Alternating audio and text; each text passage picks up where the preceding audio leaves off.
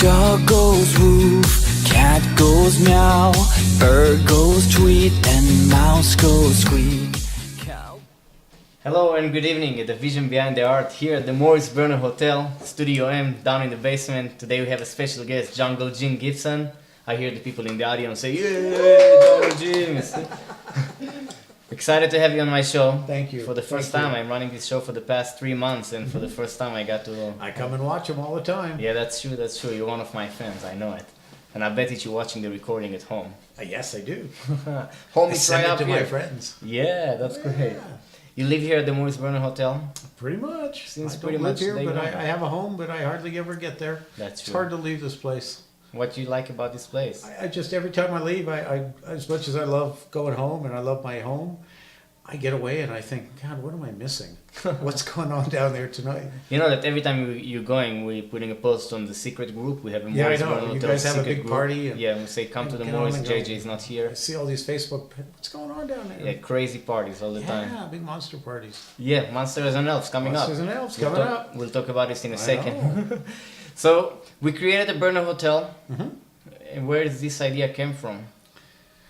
Oh, this idea was it wasn't pre-planned. It was something that just kind of happened. We had some money that had to be reinvested in real estate, my brother and I, and found this amazing piece of property that at the time wasn't quite so amazing. It was disgustingly dirty, but sitting in the middle of downtown Reno, and it had the potential to be what it's becoming, which is a place for burners to gather in an outdoor environment and a place where we can stay and party and spend the night, and for people to come to town. They get connected to the Burning Man community, and it's just it's turning into something that's really pretty special.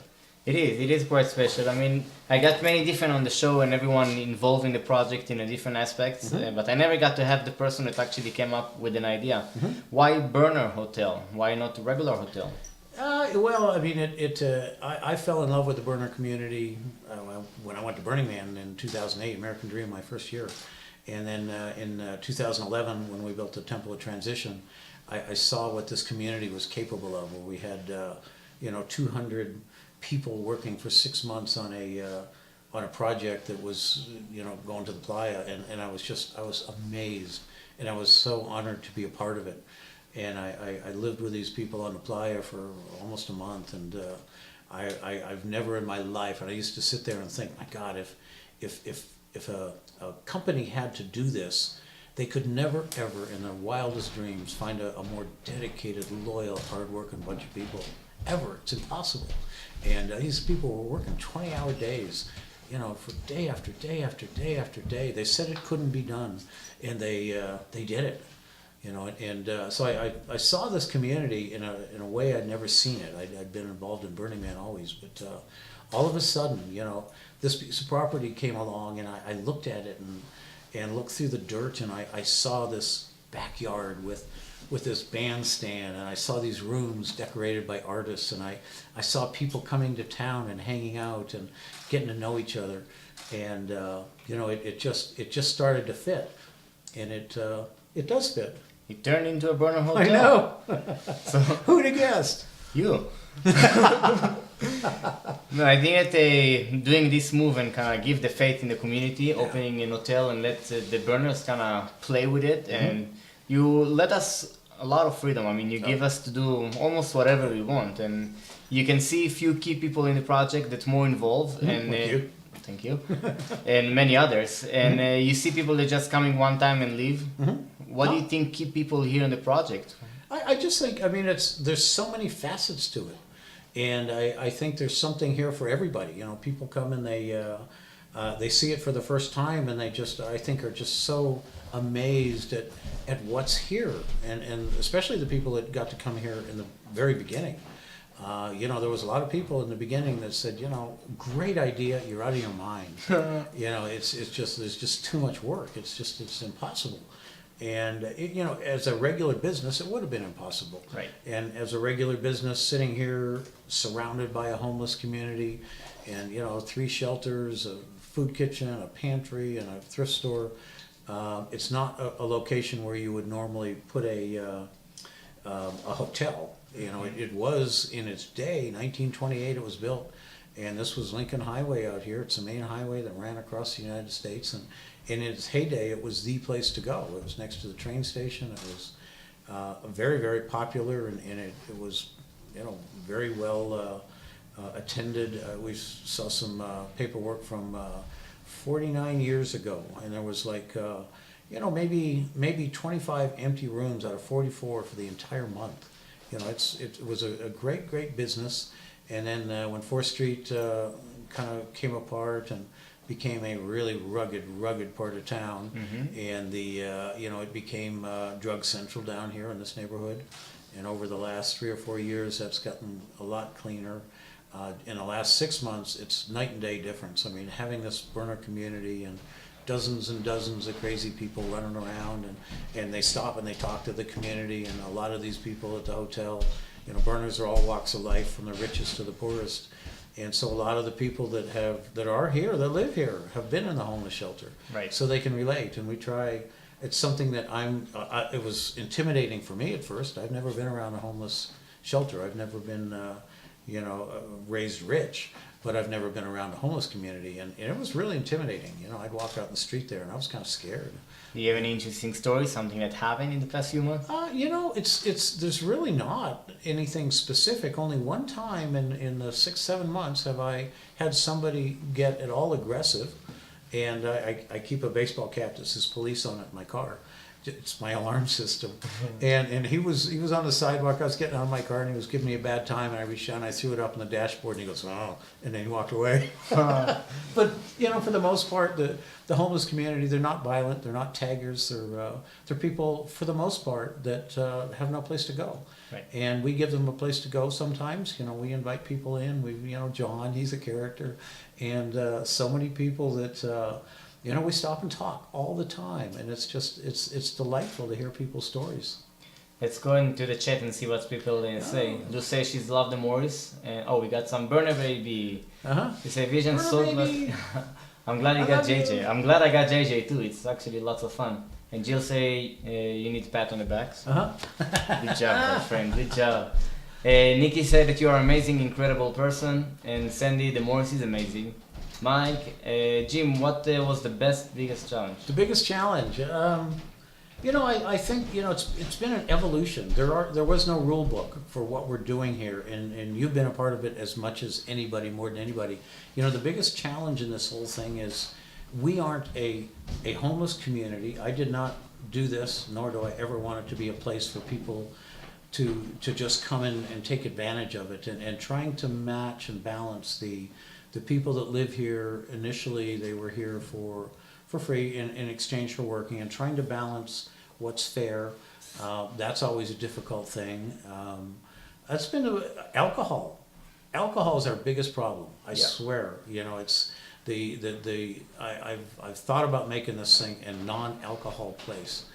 People when they start drinking, and I drink, everybody, or most everybody drinks and controls it, but there's so many people that can't control it. And when you get to that happening on a regular basis, and people's attitudes and the way they perceive, the way they talk changes, and they get more aggressive, and it's very hard on the community. People can go out on the playa and spend 7 days, and you can tolerate anything. Right. But when you live day after day after day, week and months, and there's people that continuously overindulge in alcohol, and it's very hard on the people that don't. And so that's probably been the single toughest part of this whole thing, honestly. So you say you've been thinking about having an alcohol-free facility. Why not? It's not right to punish the people who enjoy it. It's a matter of finding a balance, and I think we're getting that. We put in rules, as you know, you were right there. We sat day after day, every morning at our morning meeting, trying to come up with a set of rules that we should have brought to read, that are formulated by the people that live here, that say, you can't do this, you can't do that, you can do this. And one of those rules is, being overly drunk. Right. And you have 3 strikes, basically, and the people in the building can kick the people out that don't fit within these guidelines. Everybody, it's not my job to police this place. I never want it to be my job to be the guy that says you're okay, you're not. I want the community to police itself. And so it's actually, I think, working fairly well. It is, it is. I mean, no doubt it was the most challenging, unnecessarily just alcohol. It's part of it. I mean, the people that have different life experience and they're coming right now and living in one facility and we're trying to build this together, and the stress and the pressure and the timelines, and so definitely it's a nice experience. But we can see the difference. We can see the change that was here 4 or 5 months ago, 6 months ago. Huge difference. That's what we Huge have right difference. now. We actually build it as a family that functioning as a family, sitting every other day for a family dinner or family lunch. Yeah. And You know, we last night, you know, it was my treat. I went out and bought, you know, tri-tip and all kinds of good food, and we had a feast last night. And, you know, breaking bread, you know, it's something that, you know, one of my things that changed me so much with and from an account of Burning Man is the community part. I truly love to spend time with people to get to know them. You know, I have, those of you that know me, I have the Jungle Bus, which I built, which is so warm, and we've hung out there so many times with hundreds and hundreds of people.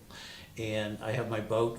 I'll take 5 or 10 or 12 people down to spend weekends, and you get to know people. I do this party, which I can't do this year, you know, with 125 people that spend 4 days at my house, and we get to know each other, and that's some of my very favorite parts of Burning Man.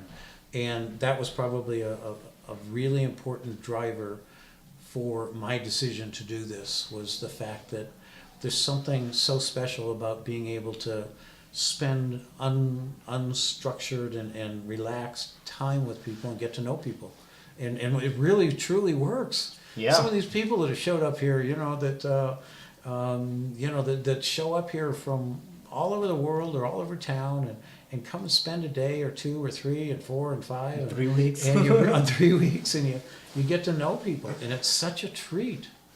We got, speaking of knowing people, Beth asking, how did you met JJ? She asking me how did I met you. Do you remember how we met? Yes, I remember it very well. It was at one of those parties that I have at my house, like 4 years ago, 3 years ago, and you came down with, I don't know if you came with Kiwi or With Kiwi. Kiwi and Irish, and I remember this crazy guy with this big head of hair, the best fire spinner I've ever seen in my life. Thank you very much. And yeah, we hit it off, no doubt about it, but that's where we met. Yep. I've been asked today, we had the interview today for the NPR, and I got to tell the same story. So it's good, we're on the same page. Let's see what more we got in the questions. What is life like at the Morris? What's life like? You know, life is actually pretty casual. This is not a big party place. You know, we don't have big, loud, crazy parties here all the time. We usually, you know, it's not at all, I'd say probably 2 or 3 nights a week, 4 nights, maybe 5 nights a week. We end up sitting outside around a burn barrel with, you know, 3, 5, 10, 12 people. You know, on the weekends it can get kind of crazy around here, and there'll be, you know, 10, 20, 30 people. But in general, it's fairly quiet. We sit around and talk, and so many ideas on what this thing can be, and that's really what it's so much is about. It's just brainstorming. You know, people show up and they say, "What about doing this?" You know, people give me a bad time about business plan. I'm a business guy, have been my whole life.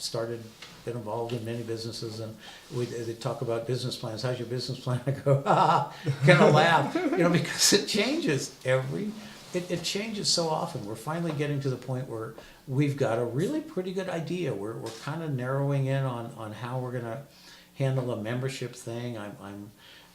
You know, we're talking about doing a membership that you know, goes, you know, all around and lets people from all over the country, the world, you know, participate as a member. The membership thing in terms of the entity in Reno allows us to do and have a lot of freedom in here. You know, like this. I don't know, this is something you can put in the bottom of a normal public hotel. It's not a public space. Right. As a private club entity, you know, we have freedoms to do these kinds of things. The membership thing, I think, you know, we've been trying to come to grips with how we would do this, and I think we're coming up with it. I think we're going to do a membership that allows people to pay a very nominal, you know, like $5 a month to be a member. And that membership, everybody that is a member can go on and fill out an application that's going to be similar to your burner profile, how many years, what projects. And the more somebody participates, the cheaper it is to stay in the hotel. Someone, there's a room rate that's sitting there, and someone that's been to Burning Man, 10 times and worked at DPW, and they'll stay for $5 or dirt cheap because of their participation. Right. The volunteers that are working on the building, they always get to stay for free. Anybody that wants, any of you guys that want, come on down, stay. It's fun.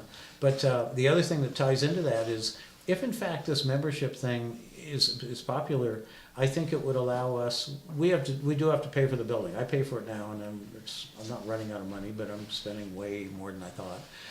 But it would allow us to have the funds to come in, and I'm thinking we take quite a few rooms on the top floor, which is permanent residence, and turn them into residences for artists from around the world to come and spend a month or a week or 2 months to come to Reno, have a place to stay, not stress, and work on art, whether it's here, across the street of 420 Valley at the Generator.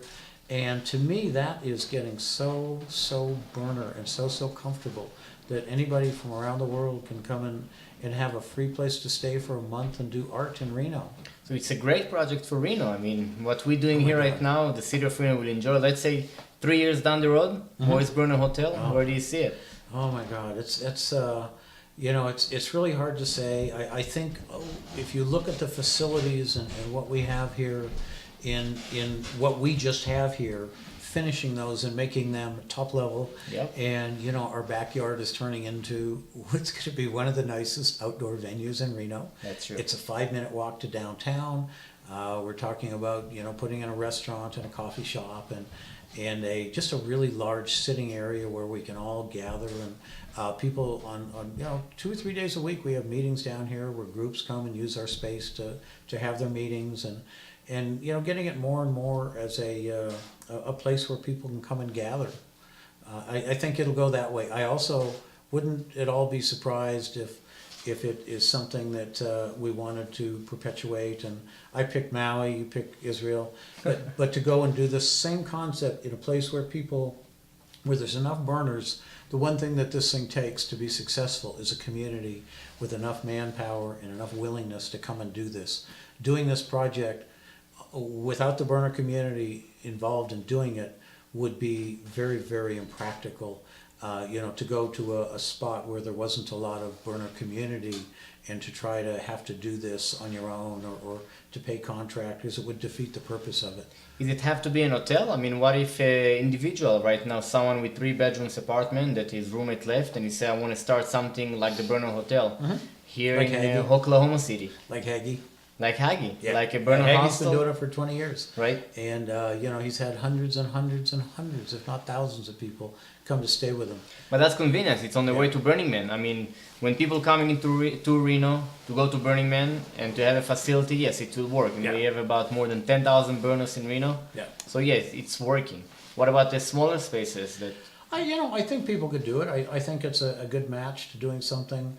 I've always thought it would be so much fun to find a piece of property and go get 15 or 20 or 25 little canned ham, classic old trailers, and people could take them and turn them into their own individual art projects and something like that. Doing it in a house is certainly possible. Yep. It would have to be. The problem with a house is it's pretty small, and usually in a residential area. I think one of the things that we've got going for us is the fact that we have this big, huge spot out in back, and the ability to come and gather. And when you do that, and Hagee knows, when you start doing that in the middle of a community of normal residents, it puts a lot of stress on the community. Doing it as a separate standalone, absolutely. I think the ability for a burner. I remember this when I went to Maui last. Trying to connect with burners in Maui, and find out what's going on in the burner community. And there was no contact. I ended up doing it. Right. But to be able to go to Maui and stay at a burner hotel hostel, so that you immediately are connected. There's probably 300 or 400 burners in Maui, or any other spot where that where there's a lot of interest, where a lot of people travel to, where you can connect to the community. We have Laura asking there, is the fence is finished? What fence she's talking about? The fence, yes, the fence. Are finally. When we, it's a cute story. When we moved in here, we went and met with the before we bought it. Dave Iazzi, who was just a wonderful friend, and you know he just termed out as city council, went down and helped us have a discussion with the city before we bought this to tell the city what we were doing, get the city's view on how we saw this thing. And they said, okay, well, if you go ahead and put up a temporary fence, you get cited, and it'll come to us, and we can scurry it through the process instead of having to do it as a normal building permit, which could take months and months, because the city actually gave us the right to use part of their property, and it still took 6 months. It's kind of cute, but yes, the fence is finally getting done, and it looks great. We've got a big roll-up gate. One of the questions we have here is Burning Man. You know, come Burning Man season, it's not out of the question that 20,000 people want to come and see the Burner Hotel. Or 30. And so, or 30 or 40. And how do we deal with this? And so we put in a big roller gate so people can actually come in one end of the property, drive through, stop, and then keep driving right through. So it'll make that time period so much safer and easier. It's a beautiful fence. We're doing art on it. The outside of the fence is going to be Burners Without Borders is working on it with us, and it's a fence that runs along the property line next to the homeless shelter, putting up the equivalent of Before I Die wall, where before I die, and you write down your thoughts, and we want to talk and try to put something on there that's relevant to the community that's there, that sees it, which is the homeless community, about things that people have done that have been successful by the people that are writing them, to escape the downside of being homeless, and things that would improve their lives, doing art on there as well, some panels. I think we've got room for 12 or 13 panels, so we'll probably go out to our community and take one to the generator, take one to the potentialists and the different groups around town, give them a 4x6 panel to paint and do art on, and then we'll install all these panels. They can be rotated. I think it might be kind of an interesting way to beautify. And do you think that something like this can be done in a different country? I mean, taking the fence idea and just do it in different places around the world and just send this to us and we can display it on the wall. Oh, there you go. Right? That's I mean, if people right now in Maui that want to build a burner hotel, get together and work on an art project. What a great idea! Yeah, I got we have we're gonna paint these panels on the equivalent of the big vinyl signs at your billboards. We can go buy those things. They're real heavy vinyl. Cut them into 4x6 panels. And we could roll them up and send them to Maui and say, paint one, send it back, and Maui's got a panel. Oh, so now it's an international project. Yeah, I love it. See, this is why the process keeps changing. We got Megan asking, how does the local council think? Have they supported you? Oh, the city of Reno, I cannot express how amazed and how happy and how proud I am to be part of Reno. Right. In every step along the way, they have been so supportive. We met with the fire chief, fire marshal, chief fire inspector, and one other representative from the fire department there last week to talk about setting the back of our place up as a permanent fire spinning area in addition to controlled burns. So we've got our own set of rules, our own insurance, our own safety and fire extinguishers, and make it an ultra safe. So we presented the plan, and throughout the plan, I mean, it's amazing how well respected Burning Man and our fire arts community are in this town. They look to us. They basically told us, you tell us how to do it right. Eric Smith Propaniak teaches a class on doing fire arts, and fire arts for artists, and it's on how to safely build propane fire effects. Right. And they asked us to have him get in touch with them, so when they have this gathering of fire professionals from around the country, that he could teach that class, because what we do is so state of the art here, and they are just so grateful, and we are so grateful to them for working with us. It's one of the most win-win city community relationships I've ever heard of.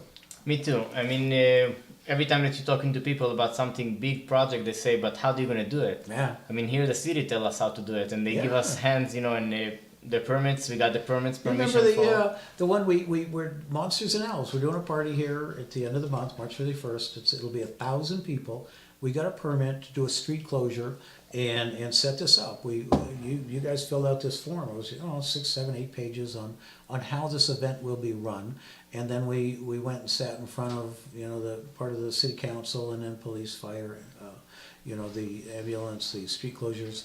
And the way those things are handled is that they read this thing and then it goes around the table and each one of these people from there asks their questions about how you're going to do it. And the first guy up was from Representative Police. And he says, this sounds an awful lot like your decompression. And I go, yeah, it's the same thing. We use rangers for safety. Then after that, security, then 911 if we need it. And we manage it. And he goes, fantastic. And everybody in the room goes, yes. They said, you guys put on the best, safest, cleanest, most well-managed parties we've ever seen. So it just went around the room in like 5 minutes. That was easy. We need the easy button to say that was easy. That was easy. It was. And we got Cosmo asking question, hey Jim, I'm in New York. How can I book a room after Burning Man? Oh, wow. Burning Man, we run through our head in here about the, what are we going to do for Burning Man? Because we have not come to grips with it. And we keep trying to be clever about coming up with these plans and systems. We don't know. Honestly, I think what we're probably going to do, and it's been told to us by a lot of people, you know what, just go ahead and put up our reservation system's getting close, so it'll be online and let people book rooms. It's impossible to say who gets to come in here. There's so many wonderful people. There's so many good groups that we want to stay here, and it's very difficult for us to say, okay, well you get to come in and you don't.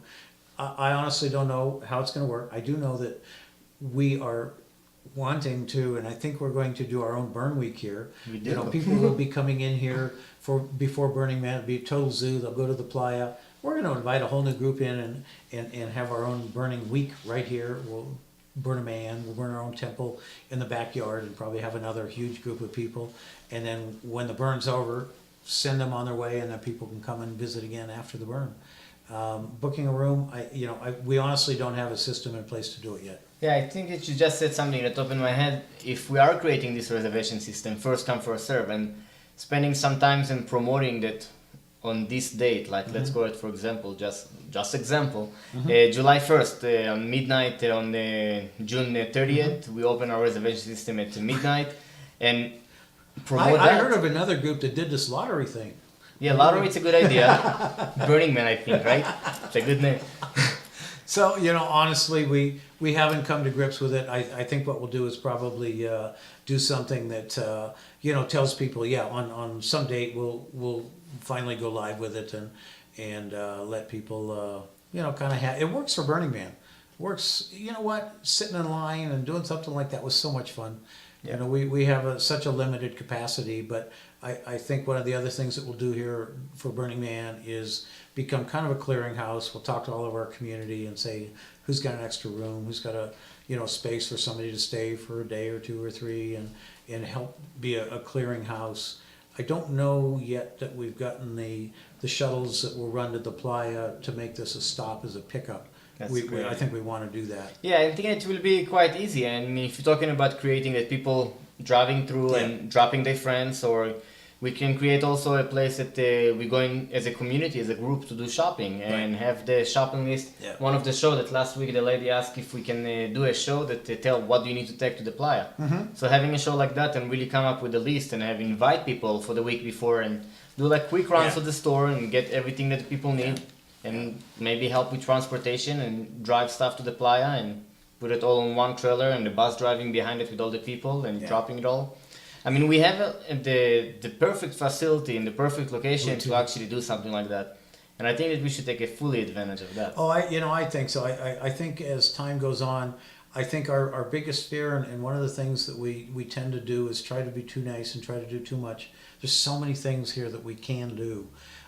We tend to overload ourselves with trying to do too much. There's not a lot of people here, and trying to get people to come in and support it. The more people that come in as volunteers to help these kinds of projects, the more projects we can do. So And more ideas that we'll get. I mean, coming and volunteer here, I explained it in the beginning days, it's not just come and paint a wall or just come to build something. You just come and spend some time in the lobby and just run ideas. One of those thousands ideas that's coming up will be this perfect idea that this is what we need. But let's go more for the questions. We got Vision. I'm in Moscow, Russia, and she want to come to visit us. That would be fantastic. Oh my God. Thank you, LoadedTV, of course. I really want to stay, Cosmo. I will pay whatever you want as a donation. Fantastic, Cosmo. We want you to come too. Yeah, please come Seriously. and make a donation. First of all, because we definitely need a donation. Sure. Now, coming from a place like you, that you came with money to the project, and you pretty much paid everything out of pocket at this point. People been donating lots of money, but not really a lot of money. It's not really upsetting anything. Right. You will accept donation if someone right now say I need to put a lot of money? Yeah, we have to be, I'm not a big fan, I don't want to go ask for money. I think if we do something that's the equivalent of a membership, we're doing it, this is a fundraiser, this Monsters and Elves, please come to it. We talk back and forth about doing fundraisers. I think if we do the membership thing and we get lots of people, it's something that there's something in return for it. We will have something that goes back to you for continuing to stay a member. Right. And having money that comes in that way allows us to continue doing all these things and do more and more. I mean, so many things. We can put a restaurant on the roof. I mean, if we had the money and so many fun, wonderful things that if we had more money, we could do. That's true. So yeah, so Monsters and Elves is going to be our biggest fundraiser so far. I mean, we're definitely going to see how it goes. Maybe we'll like it a lot. And it's definitely a lot of work by a lot of people. Oh, so much work. What are we going to do with the money? Do you have you want to give like... Oh, we got, there's several projects. We, short term or one of the first is to build a greenhouse. It wants to be an aquaponic greenhouse. And, we're going to do a coffee shop and a restaurant. We want to cover the whole back of the building, the patio, a covered patio that is an outdoor kitchen and a place where we can gather and stay in the shade and out of the weather and barbecue and then finishing our stage out there. Just there's a lot of small projects like that. We've got other art projects within the building. The kitchen restaurant, redoing our kitchen. I mean, our kitchen is, if you've seen it, is pretty meek and pretty ugly. We haven't done anything with it primarily because one is it's money and two is it's as we get ready to expand and do the commercial side of it. We're also thinking that the kitchen in the restaurant we might set up as truly a commercial training kitchen. One of the guys is he set these up for several different facilities and it's the kind of thing where somebody could come and do a residency and work in this kitchen and learn and when they leave have a chef's license. Something like that also fits so well with the burner ethos and the community of sharing and it win-win. Let me take a look in my cheat sheet and see if I forgot something. 10 years down the road, do you see any global change? I mean, like a really big, massive change? I wouldn't at all be surprised. We will do what we can here to document and help other people that want to do this. I personally have no interest in becoming a hotel magnet and I live quite comfortably and it's not that I don't want income or need income, but it's not something that growing a big business. I was comfortably retired when I found this thing. I had my toys, my boats, my yachts, and now I work 10 hours a day, 7 days a week. Yep. And I'm really looking forward to going back and being retired. I will do as you will, and any of us here will do whatever to help other people that want to do this, or we could do it, and certainly under an umbrella as an organization that could help do these things in other places. I think it's a wonderful thing. We got Ray from UNR that said that you're going to come and help us with the greenhouse. Awesome. Ray, please come. I mean, today, any day that you want to come, just walk into the Morris Burner Hotel. As if you'll come right now in the next 2 weeks until Monsters and Elves, there's a lot of things that happening right now. We have a group in the backyard that's part of decoration, but it's a bit more than decoration. They're actually creating spaces and creating all this future planning that we have. We're going to have like our demi greenhouse that we're going to have during Monsters and Elves. And we actually started already plant stuff. We got tomatoes planted last week. Let's see, more chit-chit. Light in the end of the tunnel. I mean, we are 8 months down the road right now. Do you see the light at the end of the tunnel? Do you see it's happening as you wish? I would say probably within, within certainly 6, 8, 9 months, a year, that this place is fairly well settled. The projects that we've got going, I mean, the kitchen and the back, and I mean, they will continuously evolve. I'd say it'll probably take us a couple years, probably pushing 3 years to have all the bugs worked out of this thing, and it's something that, I don't want to be involved in running it. I'm not. I as you know, and everybody knows, I kind of sit back, and if something happens and somebody crawls up on the roof, I'm kicking that person out. I'm pissed. I'm sorry. No, you can curse. You know what? I mean, I have my limits, and my limits. I unfortunately or fortunately, get to. I'm the one with the liability, and the buck stops here. And when people do stupid things, I will raise my hand. But for the most part, the more that people want to take on and help run this place and manage it and create it, the happier I am. I'm lazy. Not really. I've been seeing you working for the 10 to 15 hours some days, and but it really is it's something for the community, and the community should take it and run it, and I think that's the way it wants to be, and that's the way it will be. I don't think there's any question. It seems that he's working quite well. Wally asking if Joy run the hotel? Sure, Joy can help run the hotel. I don't know if Joy can run the hotel, but she can certainly, the more Joy's been here since the very beginning, and I love Joy. Cool, so that was our 30 minutes for the show. It was going quite fast. We got to cover a lot of area. Is there anything else that you want to say before we ending the show? I would add, if anybody's local and they want to come down, or if they're not local and you want to come to town and help and stay in the hotel, having some help around, the crew that lives here, they've been working here for a long time, for a lot of months, and people that come down and help, it's really, really appreciated, especially in the next couple of weeks. Monsters and Elves it's a massive amount of work to get geared up. Babs is up there. She's created so much amazing. This place is going to look so good. Are you going to be a monster or an elf? I'm going to be a monster. I'm going to be a monster. I want elf ears though. Well, who said that monsters don't have elves? I know. Here, right? We can do what we want. We're doing it right now. If you guys live in Reno and you guys want to come today, just drive to the Morris Burner Hotel. We have a whole group of people that making monsters costumes and elves costumes and pointy ears and whatever you guys want to do. And you can come pretty much at any day you want. We live here. It's not like you need to come when we are on the property. Yeah. We're on the property almost all the time. And if we're not here, someone will be here. At all the time, someone will be running the front desk and guiding people. And projects are all the time. We're looking for self-motivated people, right? We don't want to micromanage. As you say, you're lazy. Not really lazy, but we don't want to micromanage and tell people take this brush and do it like this direction. No, we just want people that come and want to do stuff to come and make it happen. Tickets for Monsters and Elves available right now. If you're in Reno, you can go to the Melting Pot or Prison Magic or just walk to the front desk and ask for a ticket. We have them. You can go online for Morris Burner Hotel. We got so many tickets got sold out, none of them from Reno. So all the areas going to their website and buy it over there. We're going to put a donation link, so if Cosmo want to donate money, don't wait for Burning Man. We need your money right now so we can build bigger stuff. From Ireland. Wow. Yeah, we got Ireland, Russia, we got Vegas and Texas and all over the world. Last week we got more than 1,000 people just watching the show. It was one show. I believe that today we passed it. Today was a very active chat.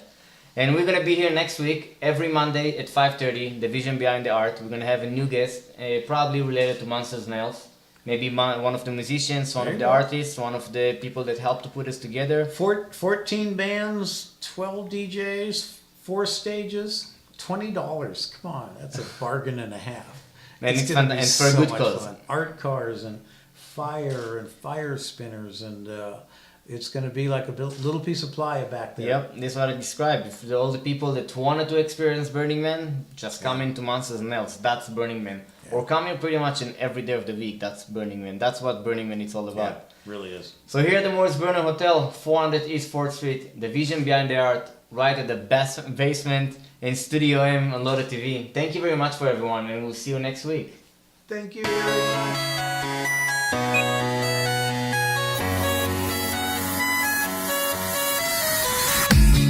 Dog goes woof, cat goes meow, bird goes tweet, and mouse goes squeak.